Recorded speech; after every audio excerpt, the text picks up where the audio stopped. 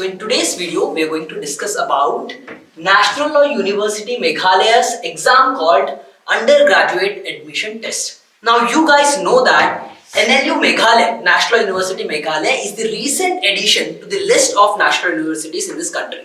Now you also know that apart from National Law University Delhi, which conducts AILET exam, AILET exam to intake students, there is no other NLU which conducts separate exams. That means there are only two NLUs now after this edition which conduct separate examination apart from CLAT to take students. Now in this video we are going to understand the entire process of admission into National University Meghalaya. Now National University Meghalaya, similar to how NLU Delhi conducts AILET exam, NLU Meghalaya would conduct from this year onwards the undergraduate admission test. Similarly, there is a post-graduation admission test for those who are willing to join the LLM courses of this particular national university. So, without further ado, let's start the video. Now, what are the courses which are being offered by this particular national university? There are three courses which are being offered here. First being the Bachelor of Arts and Bachelor of Law, that is BA LLB Honours. Then Bachelors of Business Administration and Bachelors of Law Honours, that is BBLLB Honours. And then we have Bachelor of Science, Data Science and Bachelor of Law, that is BS LLB Honours. As I've already told you, what is the difference between an honours and a regular course? So here, in all these three law graduation degree, you're doing LLB Honours. Apart from that, you're doing some other credit as well. Now, these are the three courses which are being offered by National Law University Meghalaya. What is the eligibility criteria to get yourself enrolled into this particular any of the programs that I have just shown in the previous slide? So, if you have to even apply for any of the courses as I've shown in the previous page, then you should hold two criteria. The first one being that you should score at least 60%, right, in your 10 plus 2 examination, plus those who have appeared for the 10 plus 2 examination are waiting for the results. That means students who are in their class 12 at present, they have to make sure that they attach the proof of class 10 certificate and they have to fulfill the first criteria. That means minimum 60% in your 10 plus 2 equivalent exam that you have to fulfill by the time you enroll yourself into the college. So these are the two eligibility criteria. Now what is the process? The entire process starts with the registration. So first you have to get yourself registered for this exam.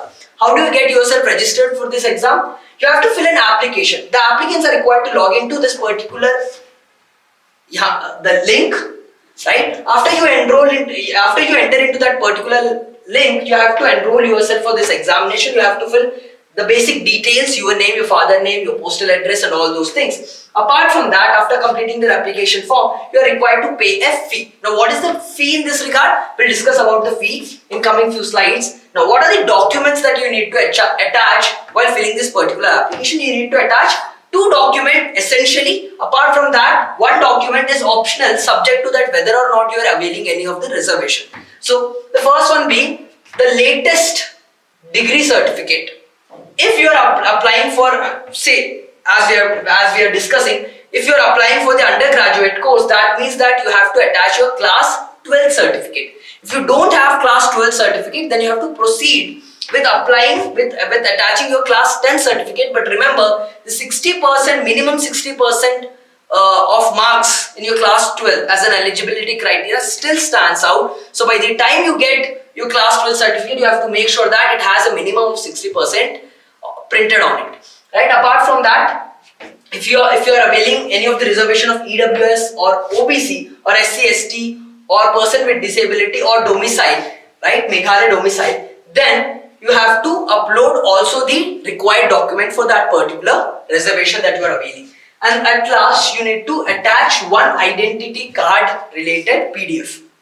All these have to be uploaded in PDF format. So make sure that when you're filling the application, you have all these three, or minimum of these two, and if you're availing the second one, that means any of the reservation, then that too. All these three documents in soft copy format, that is PDF, right? Now, what is the application fee? The application fee is 3,500 rupees, except for the state domiciled tribes who are required to pay 2,000. So, if you're state domiciled tribe, That means Meghalaya scheduled tribe, then it's 2000, otherwise it's 3500 for everyone.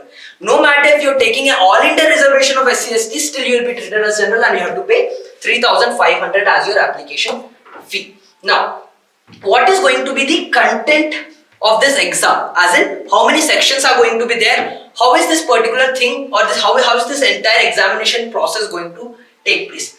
First thing is the written test. As you know that written test, usually there is no other competitive exam for law which has two-tier examination. Even ALET conducts a single-phase examination, but here we get to see a two-phased examination. The first phase being the MCQ-based, multiple choice question-based exam, where you have to just appear for this exam and you have to make sure that you qualify into this exam, and once you get qualified into this exam, you go to phase 2, which is personal interview. Now in phase 1, you will be tested for legal aptitude, logical reasoning, current affairs, mathematics and analytical ability, general studies, general sciences and language, that is English.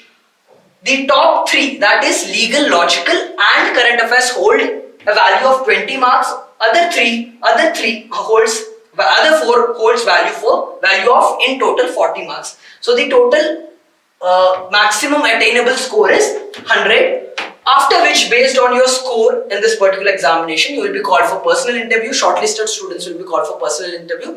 Based on your score in both this examination as well as personal interview, a final merit list will be drawn, and those who make it into that list, they will get selected for this particular course, for this particular, any of the particular 3 courses of this particular NLU, that is National University Meghalaya. Now, let's talk about the fee. So the annual university fee, sum total, including the hostel charges, is 2,80,000 for the first year, that is 2,55,000 the general fee, plus 25,000 security deposit that you have to make in your first year. That means in first year you will be paying 2,80,000. Uske baad you will be paying 2,55,000 for every year. That means first year 2,80,000, third year, fourth year, fifth year you will be paying 2,55,000 only. Right? Yeah. Next. With that we come to end. If you have any doubt with regards to this exam, you can use the comment box to ask the same. Thank you so much.